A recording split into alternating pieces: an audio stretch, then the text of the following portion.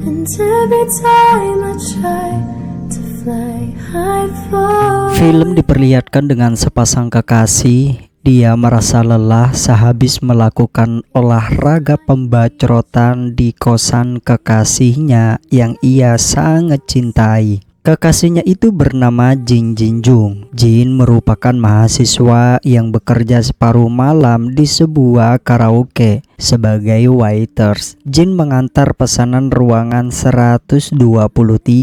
Jin bertemu dengan janda cantik yang sedang memberi pepayanya kepada pria yang ada di ruangan itu. Jin sepertinya juga pengen untuk merasakan pepaya tante itu. Tak berselang beberapa lama, janda itu keluar dengan semboyongan karena ia habis banyak meminum air Homer. Jin yang anak soleh mencoba membantu janda itu untuk pergi ke toilet dan Jin kembali ke ruangan waiters. Tiba-tiba pintu terketuk di saat dibuka oleh Jin. Ternyata wanita yang tadi meminta kepada Jin agar dirinya diberikan lagi sebotol air Homer yang lebih membuat dirinya merasa terbang ke atas awan. Dengan pelayanan yang baik, Jin masuk kembali ke ruangan 123. Di sana janda itu sudah menunggu seorang diri dan janda itu meminta kepada Jin untuk menemani meneguk secara bersama-sama air Homer itu karena beransur-ansur keheningan. Ketiganya adalah setan. Keduanya dihasut untuk melakukan pembacrotan. Janda itu langsung menyerunduk moncong Jin hingga Jin tidak berdaya yang membuat dirinya harus ngebacrotin secara gratis janda muda itu. Ternyata janda itu adalah janda yang sudah menikah dengan pria tua kaya raya. Dan janda itu tidak pernah mendapatkan kepuasan di saat bacrot dengan suaminya karena faktor umur juga. Agar tidak mengecewakan suami, janda itu berpura-pura seperti merasakan kepuasan dari suaminya. Lalu film beralih kepada Jin, di mana Jin di saat itu sangat mendesak butuh tumpangan sementara karena rumahnya sedang direnovasi. Dia datang kepada temannya untuk menompang sementara karena pacarnya mau datang dari Tokyo, jadi temennya tidak bisa membantu. Lalu Jin menghubungi pacarnya. Dengan respek, sang pacar langsung meminta izin kepada ayahnya karena emang rumah itu besar, banyak kamar yang kosong. Sang ayah pun mengiyakan permintaan putrinya itu. Di keesokan paginya, gadis bernama Hihe langsung membawa Jin ke rumah itu dan sangat mengejutkan bagi Jin. Jin bertemu dengan janda itu yang tempo hari habis dibacrot secara gratis di tempat kerjanya. Ternyata janda itu menikah dengan ayah pacarnya, dengan kakek tua sangat kaya raya. Ternyata janda itu ibu tirinya Jihi. Jihi sebenarnya tidak suka dengan keberadaan ibu tirinya itu. Jin langsung diajak ke kamarnya. Di sana mereka langsung melakukan pembacrotan yang sangat dahsyat. Jihi dan Jin sedang melakukan adu bacrot. Ibu tirinya mendengar kedahsyatan di saat mereka bermain di atas ranjang. Ibu tirinya mendengar suara aneh dari kamar anak tirinya. Karena bunyi yang tidak asing membuat ia mencoba melihat situasi itu. Dan ternyata Jihi sedang bacrot yang membuat ibu tirinya teringat dengan apa yang terjadi di bar kemarin. Singkat cerita, ketika sedang makan bersama, sang ayah mengatakan jika dia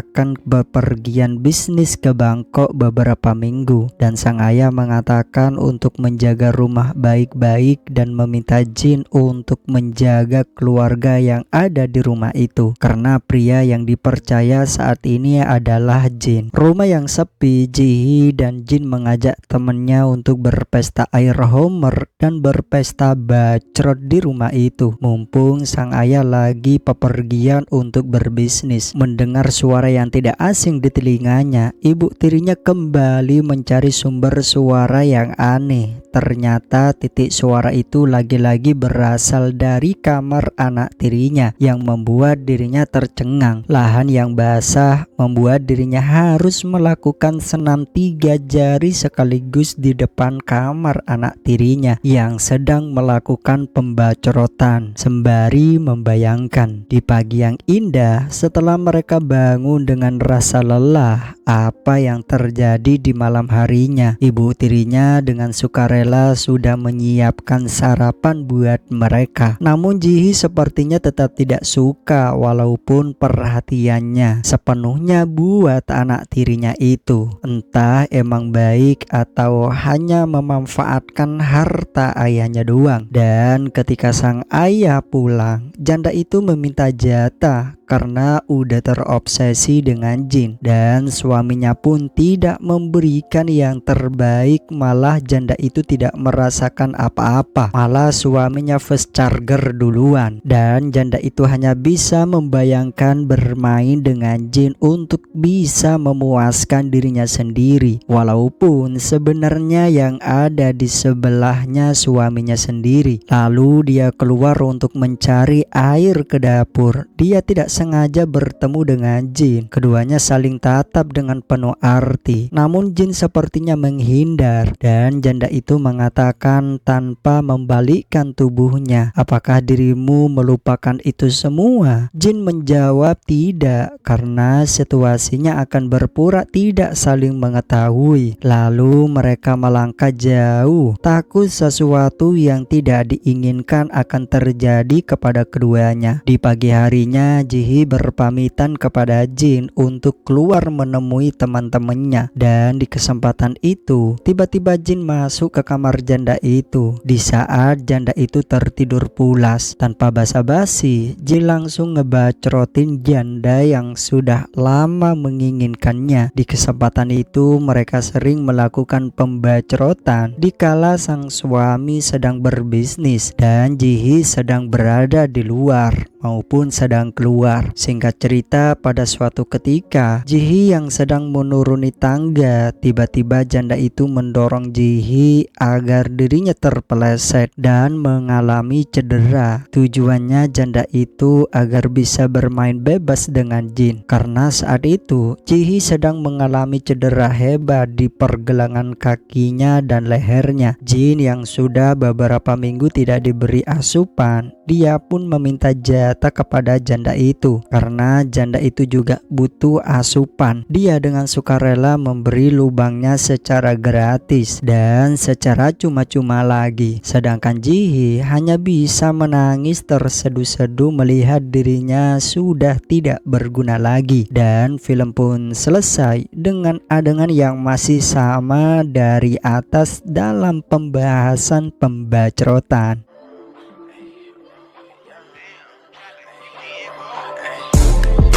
From the 9-1, switch that over, that's the young blonde. I was at the West Coast, now I'm in the East Coast. Saw you when I